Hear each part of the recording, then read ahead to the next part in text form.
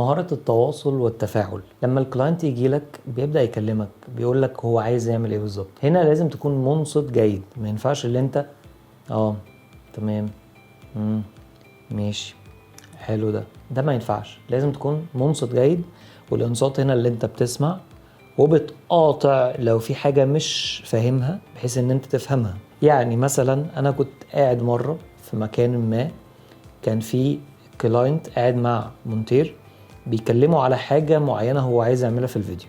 المونتير هنا كان مجرد اللي هو آلة بتنفذ، ما كانش بيتفاعل معاه، ما كانش عنده أي أسئلة، هو كان بياخد الأمر من هنا بينفذ من هنا. طبعا الكلاينت بيبقى عنده رؤية عايز يطبقها في الفيديو بتاعه، ولكن احنا دورنا بعد ما اشتغلنا ومارسنا وطبقنا بقى عندنا خبرة كافية، احنا نقدر نحول الفكرة او الرؤية بتاعة العميل لطريقة تعرضها بشكل ملفت وجذاب.